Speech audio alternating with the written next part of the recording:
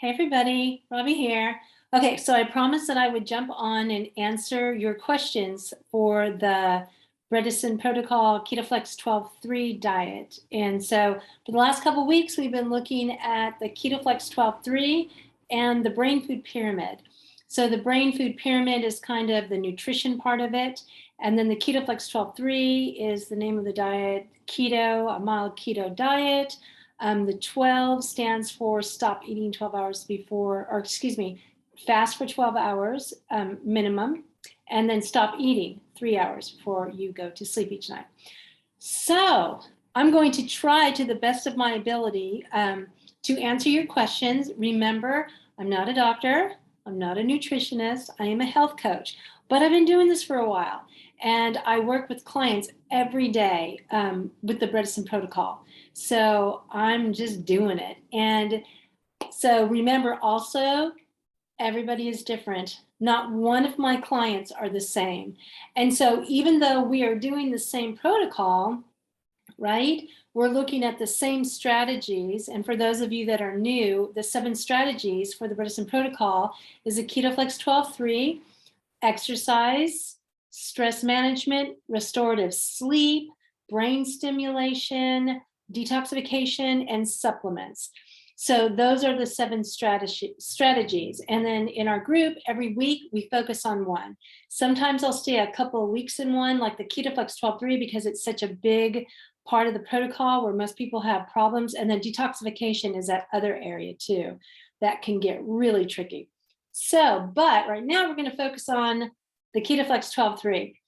All right. So remember, I'm just going to try to do this, but I'm not working with you. I don't know details. I don't know about you. That's the beauty of coaching, because when I'm coaching one-on-one or in my groups, right, I can ask you questions. I can really understand what's going on. So this is going to kind of be in general. So Donna, is there a good vegan protein powder for those who can't eat enough protein? Any brands? Okay. So see, Donna, like I wish we were live here so I could ask you, like my first question would be, or if we were working one-on-one, I would be asking you, you use the word can't eat enough protein. Why can't you eat enough protein would be my first question, because you're going to get more protein, better assimilated protein by eating, grass-fed, grass-finished beef, pasture-raised chicken, wild fish, organic pasture-raised eggs, right? That's where you're really going to get your good protein. But protein powder, so I'd want to know what's going on there. Like, why can't you do that? So it sounds like you're just wanting some extra, maybe protein. So remember, the Bredesen protocol, what sets us apart is we really look at nutrition, and we're really looking at nutrient-dense foods, but also we're thinking about toxicity, right? And so a lot of these brands, you look at them and they've got so much stuff in them. And a lot of them have, the soy isolates in there, or it's got some of the grains in there for the protein. I know a lot of them will have pea protein. So I'm not a big fan of vegan type protein powders. I find that for myself and a lot of my clients, it can cause bloating and a lot of issues. So what I do, and I don't know how you're using these protein powders, I'm going to assume you're making like shakes, which shakes are a big part of my diet. I like them because I can shove a bunch of greens in there, right? All kinds of kale and lettuce and all kinds of stuff in there. I'm getting my greens. And they're just easy. And I have a busy practice, so I can just sip on my protein drink, on my shake. So what I personally use is collagen. So powdered collagen. I like using that. I think for 2 scoops, what is it? Maybe 15 grams or something. Grass-fed whey is really good. Now, dairy is considered a no food on the diet, but whey can kind of be a different thing. Some people can handle whey and it doesn't cause inflammation. And then there's goat milk whey. I have not tried that yet. I have to tell you, I wish I liked goat milk, but my daughter used to work on a goat farm, and I think goats are the most smelly creatures on the planet. So to me, anything goat, it tastes like they smell, and I just can't get past that. But lots of people love goat cheese, right? That's considered A2. So there's A2 goat whey, and I haven't tried it. And whey is really, really good. Great for protein. It's good for our immune system, good for our gut. So that would be another one. You want to just find a really good brand. There is one on my Willivate account. Maybe I'll put the link underneath, but that's what I would look at. To be honest with you, I just don't have any brands that I would trust like a vegan. So I know that wasn't helpful, didn't really answer your question, but I would go with the collagen, and I would go with, I think it's called Great Lakes. Is it Great Lakes? Comes in a green can. That's my favorite. They even have it at Trader Joe's now. So that's my favorite collagen. Plus, collagen is so good for our skin and our hair, and our nails, and it's just great. I love collagen. And remember, in your shakes, you can also put nuts, right? So I always put almond butter or some other kind of nut butter in my shake. So I'm getting protein there, right? So there you go. All right, but I would like to know why you can't get protein. So that's interesting. All right, Ellen, she said fasting for 12 to 16 hours, but is usually very hungry 1 hour after breakfast, no matter what or when she eats, and she goes to bed hungry. She says she gets her fats and protein, but she can't figure this out. So this is a big one. That, again, I wish, Ellen, I could talk with you. I wish you were my client, because then we could really dig down and try to figure out what's going on here. But I think I answered you in the comments. The first place I would look is if you're getting enough fats. That's why you said yes, you are. And I would ask you, how do you know that? How do you know you're getting enough fats? So a lot of times I have my clients track their nutrients for a week just to see. And a lot of them think they're eating low carb, or they're getting enough protein, or getting enough fats. And come to find out, they're like, oh, wow, I thought I was eating enough fats. Now, remember, if you're not into ketosis, if you're first starting this and you're trying to produce ketones, your fats are going to be really high. And a lot of people are like, what? Like, when we figure out how much, it can be over 100 grams of fat a day. That's a lot of fat. So that's the first thing I would ask you. How much fat are you eating? And I would consider tracking just to make sure you're getting enough fats. Okay, because, and that also tells me, because you're hungry, that's usually a sign that you aren't in ketosis. And that you aren't metabolically flexible, because that's one of the signs that you are into ketosis, is you just don't get hungry. That's why a lot of my clients, they start out with the breakfast, lunch, dinner thing and snacks.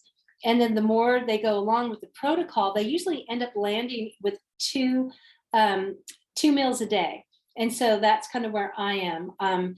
I usually end my fast anywhere between 10 and 12 each day, depending on how I feel. If I'm hungry, I'm listening to my body, because my body knows, right?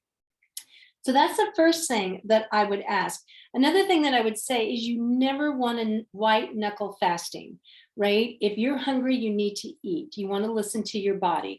I would also think, if you were my client, I would be asking you questions. I would want to know how much you weigh, right? So are you low in weight? Are you getting enough calories? That's another thing tracking comes in. Are you getting enough calories? So I would look at that if you were my client too. And so you're hungry after breakfast. Yeah. So when you're in ketosis, when you're metabolically flexible, like, I have to sometimes make myself eat because I'm not hungry. And so, I'll be thinking around noon, like, okay, you know what? I need to eat. So those are the things that I would be thinking about. So I would love to sit down and have a talk with you, if you were my client, and we would experiment with some things. But again, you don't want to go to bed hungry. That can really mess you up too in your head, right?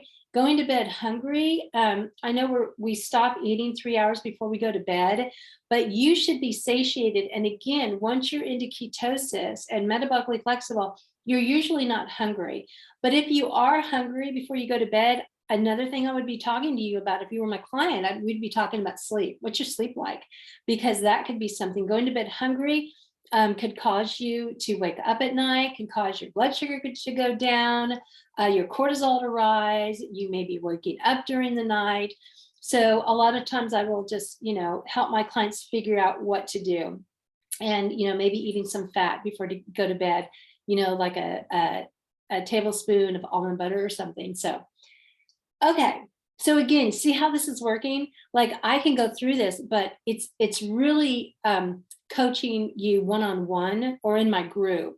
In the group too, I mean, I don't have that one-on-one, but people can ask questions. And so we can kind of brainstorm some things. Okay, share.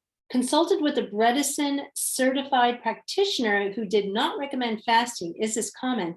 No. I mean, strategy number 1 is the KetoFlex 12-3, right? It's called the KetoFlex 12-3. 12 is with the fasting. That's a big part of this protocol. The first thing I would ask you is, are you sure it was a certified Bredesen protocol practitioner? Apollo Health is changing up a lot of things, and everybody who's going to be a coach, a practitioner, has to be 2.0 certified. That's pretty some deep dive training. And so what was happening before, a lot of people were just using Dr. Bredesen's name and saying, oh yeah, Bredesen practitioner, when they really weren't. So that sounds like to me, but okay, to give this practitioner the benefit of the doubt, I would ask you questions. Were you low weight going in? So if your BMI was below 18.5, then that doctor would be wise and say, no, you don't want to fast because we need to get some weight on you first. Or if you've got a lot of stress going on, or if you've got, HPA axis issues, like with your adrenals or something, we don't want to cause more stress because remember, fasting is a stressor. It's a good stressor, but it is a stress. And some people can't handle that. And so there could be lots of reasons, maybe. So again, I would have to talk to you one-on-one to kind of know what was going on. But for the most part, fasting is a big part of this protocol. Yeah. Zen Mar, love your name. Zen, how to start on keto. How to start on keto. Well, Zen, I hope you've been listening to my Mindful Monday videos and my follow-up Fridays. You'll get a lot of information there on, I talk a lot about the KetoFlex 12-3, but how to get started. So, with this protocol, the first step is we want to first eliminate those no foods. That's your first step. So you want to get rid of things like sugar, and you want to get rid of packaged foods and, just simple carbs, things like bread and cookies and crackers. You want to get rid of dairy. And I think that's it. Yeah. So that's the first thing, because you don't want to be eating these foods and then starting the diet, which is lowering your carbs and adding a lot of healthy fats, right? Because if you add fat and you're still eating those foods, that could cause more inflammation in your body. And that's why we get rid of those no foods. I don't even like calling them no foods, but those no foods, because they're high inflammatory foods. So that's your first step. Step number 2 is you want to think about creating some ketones, because ketones are fuel for our brains, right? And so our brains, when we have cognitive decline, or if you've been diagnosed with Alzheimer's or MCI, you really need that fuel to your brain. Now, if you are doing this for prevention, you've got a little bit more leeway. You don't need to maybe get as high with ketones, or you can do some carb cycling and you just have a little bit more wiggle room. So you want to start producing some ketones. How do you do that? You lower your carbs, up your fat, right? Make sure you're getting enough protein. And there's a lot more to it. That's what I do with my clients. I work with them one-on-one and I help them through this whole process, or with my group program. And then also remember, like we went through the brain brain food pyramid. This is not your average keto diet. So you want to make sure you look at what you're eating, because you want to be putting nutrient rich, right? all kinds of veggies, different colors. You want to watch out for toxins. You want to eat organic. You want those good proteins, that grass-fed beef, wild-caught fish, all the things, right? And so there's a lot to it. And that's what we do is in this program is we take you through that brain food pyramid and get you learning how to eat correctly, because unfortunately our society is just mainly on that SAD, right? Standard American diet. And so we have to learn to eat differently. We have to think as food as medicine. So that's a simple way of saying it, but get Dr. Bredesen's book, The End of Alzheimer's, if you don't have it yet, program. He takes you through it there. That's really good. Or join my group or get together with me and I'll walk you through it. Okay, simple recipes that don't involve cooking much. Actually, I love that, Zen, because when people are first starting that, that's what I tell my clients, keep it simple, right? And I still keep it simple. And you're just not going to get a lot of recipes from me. I'm just like, I just teach my clients how to fish. So I teach them about the foods to eat. And then, you can take any recipe and you can turn it around. But when my clients are first starting, I make it simple. Like, look at a plate, and your plate should be half of your plate for dinner, like dinner, right? Half of your plate should be a salad. A quarter of your plate should be some cooked vegetables, and mainly cruciferous vegetables. And that other quarter of your plate should be a healthy protein. Simple, right?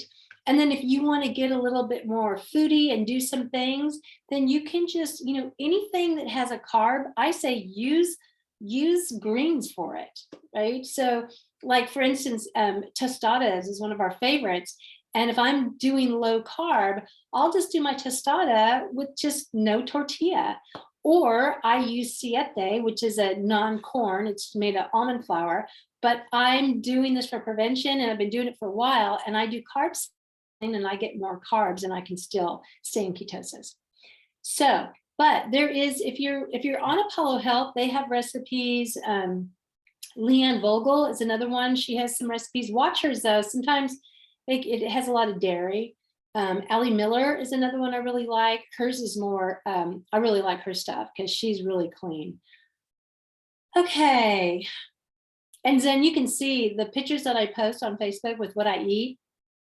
Pretty simple, pretty boring. You guys probably think all I eat is salads. All right.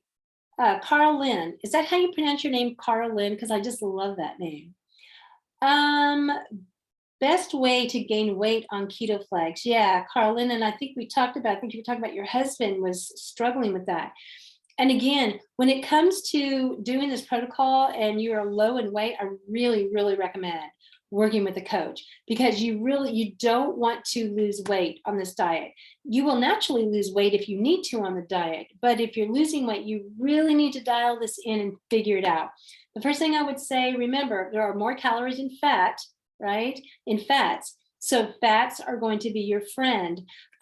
You want to watch fasting. So if your husband has lost weight, you would, if you were my client, I would tell you to stop fasting, and let's get some weight on him, and then slowly add in. He might be okay on a 12-hour fast, but I wouldn't do any more, because we don't want to lose any more weight. We don't want him to get sarcopenia, right, where he's losing that muscle mass. And then I would look, if you've tried everything, then I would start digging a little deeper, maybe check out his gut. Maybe he needs to get a stool test done to see if he has any parasites or anything going on in his gut. So there's all kinds of stuff, but yeah, definitely want to work with a coach or something. I know a lot of people, they either can't afford a coach or they just, for some reason, don't want to do it. But I have to tell you, it just, in the long run, it's going to save you money, because you're really going to dial this in, and you're going to feel confident in doing this and moving forward, that you're doing it the right way. Okay, Gail, how is it different from Plant Paradox? Dr. Gundry. I love Dr. Gundry. I saw him at Paleo FX. I was so impressed with him. This guy is like, he was so spot on. He talked for like 2 hours, and just I was impressed. It was really, really awesome. And I think it was with his book, not the Plant Paradox, but it was that next one, which kind of reminds me of the Bredesen Protocol a little bit. Dr. Bredesen does recommend his book in the protocol. So Plant Paradox, and the reason Dr. Bredesen recommends his book is because of lectins. So lectins, for some people, okay, let me emphasize that, for some people can cause inflammation. Inflammation is called type 1 in our program, the type of Alzheimer's, or what could be driving somebody's Alzheimer's. And we know that all that inflammation is one of the top drivers for not only Alzheimer's, because the brain is inflamed, right? But it's the driver for so many other diseases, right? So we really want to focus in on inflammation. So let's say that you get a recode report done. For those of you that know what a recode or a pre-code report is, Dr. Bredesen got together with a company called Apollo Health, and they figured out a way to take labs that you get done and put it in this, like to do this algorithm. And then it takes all of your data and it spits out a personalized report. And so your report will show you, where your top drivers are.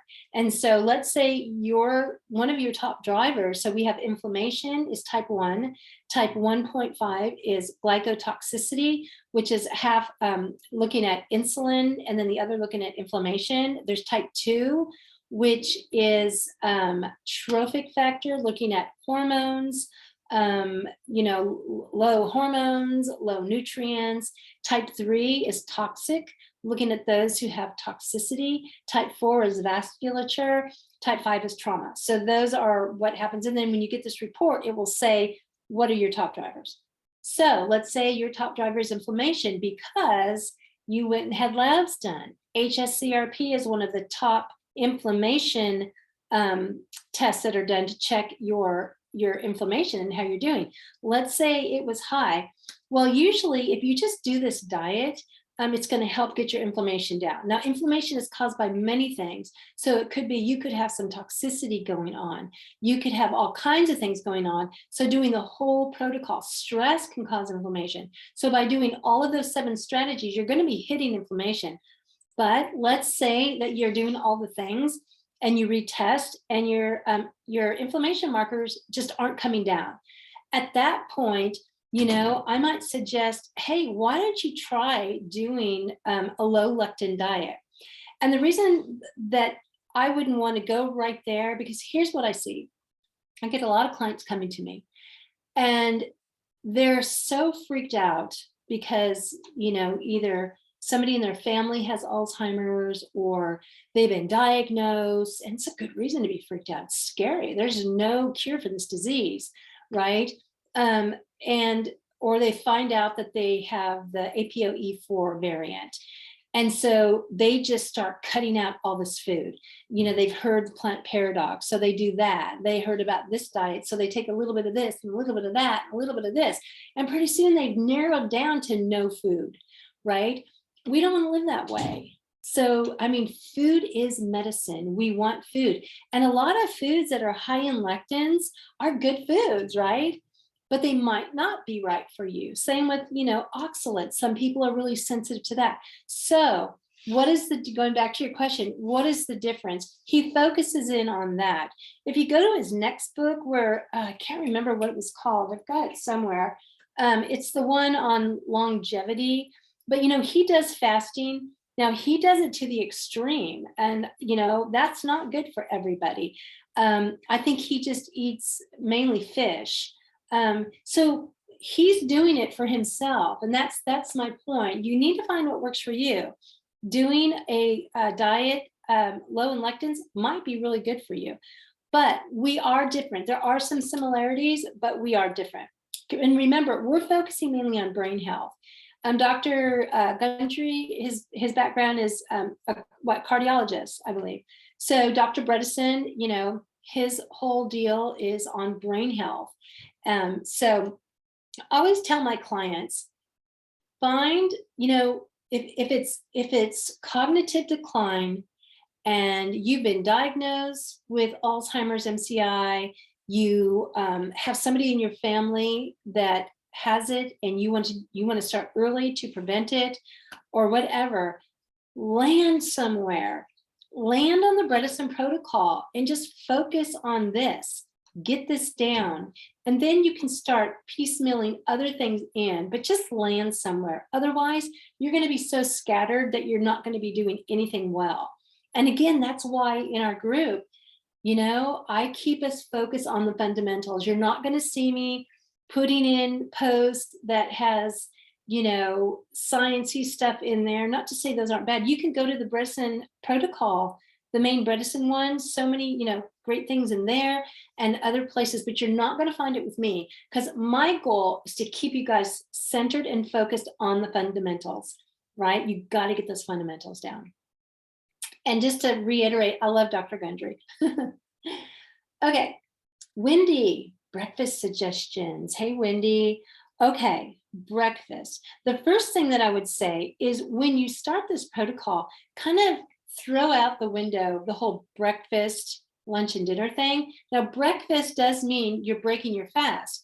Well, when you get into this, you're fasting. So your breakfast might be more 11 o'clock, right? So breakfast suggestions. First, I would say to you, I don't know what I would say to you. Breakfast suggestions. So that's a hard one for me because I usually fast every day and I don't usually eat breakfasty foods, but that is hard for some people. Eggs are wonderful. Eggs have protein, egg yolk. I know we've been taught to stay away from the egg yolk because it has the mean cholesterol. Cholesterol is actually good for us, good for our brains, right? So you want that yolk. That's where you get your choline. Eggs are great. Shakes can be good. I love, if I do eat breakfast, which I don't really eat a breakfast, I eat more, I either have a shake or I have a salad is my first meal of the day. So if you just think, oh, I eat earlier and there's no way I'm eating a salad, then again, eggs are great. Bacon, if you can find a really good bacon made from really good pork, no nitrates, anything like that. There's nothing wrong with bacon once or twice a week. I wouldn't eat it all the time. If that works for your body. There's some really good breakfast links that you can get. Again, you want to find that really clean pork. So I either will get it from something like US Wellness Meats or something in the store that I know is clean. So you want protein, right? You want some protein, but then you want to get those veggies in all the time. So like the other day, I get on kicks with things, then I eat the same thing all the time and then I'll move on. So lately my body has just been craving cooked greens. So the other day I took some spinach and I sauteed it in some vegan butter stuff. It's mycoso. It's made with coconut and cashews. So I put it in that and I kind of sauteed it. And then I opened up the middle of it and I put my eggs in the middle of those greens and I covered it and let it cook. So, and then I just had these greens and eggs, or you can do like a scramble. And I love Trader Joe's. If you're familiar with Trader Joe's, they've got really good pepper mix. It's in the frozen department. So it's all these different colored peppers. I cut those up, saute those, and then I'll cook my eggs in it.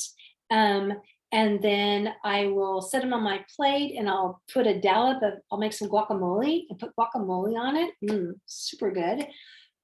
So yeah, I guess it's that mind shift. We're used to toast, we're used to pancakes, we're used to all those things, which you can do those things if you're into ketosis, if you're metabolically flexible, if you want to make some low carb kind of pancakes once in a while, that kind of thing.